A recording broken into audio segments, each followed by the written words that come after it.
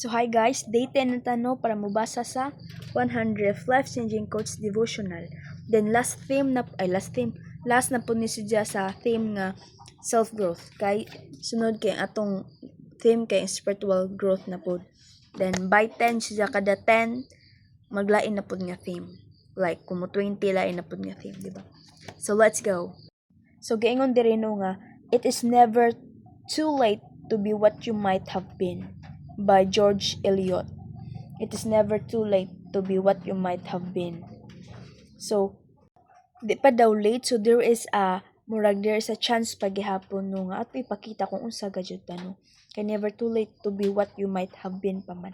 So, kita, di ta discourage sa mga unsa may atong nabuhat sa past kay kita nga mga tao, we know how to adapt, we know how to learn kung kibaw we have the conscious and we have the mind to decide unsay na puy atong buhaton or cope up sa inana nga mga past. With God, redemption and renewal are always possible. It's never too late to turn back to Him. Yes. Di pa jud late kay mobalik kaniya kay buhi pa ta.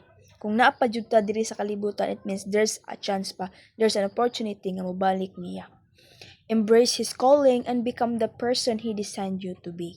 His grace gives us the chance to start anew. Diba? Ag ijang grasya, naghatag ka nato og chance para kita mausbo pa, aron kita mabag-o pa. And through Him, we can live out our fullest potential. O pinagi niya, magkinabuhi ta sa ato nga full potential no kung unsa gayud ta. That's why be a unique kung unsa ang gusto sa Ginoo maoy buhaton.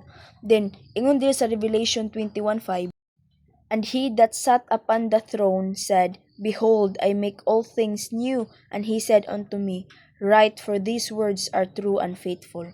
Kung sa Bisaya pa, ug ang naglingkod sa trono miingon, Tan-awa, ginabag-o ko ang tanang mga butang.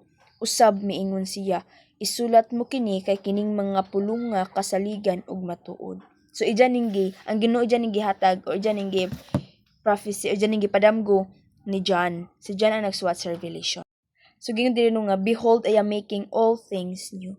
So kaya naman dumumurag sa kan gyapon to si 2 Corinthians 5:17 ba to katong ingon dito nga, I am a new creation, all things are passed away, and behold, all things are become new, di ba? Basta modulan jud kada sa Ginoo, mabag-o jud ka, there's a changes sa imong kinabuhi. Makaingon di ka makabantay nga nagbag-o na ka, there's a way or there's a person or there's something nga mahibaw nimo nga ikaw nagbag-o, makatingara ka nga hala nagbag-o naman di ko na naman di ko changes sa kinabuhi, na naman di ko self growth sa kinabuhi, di ba?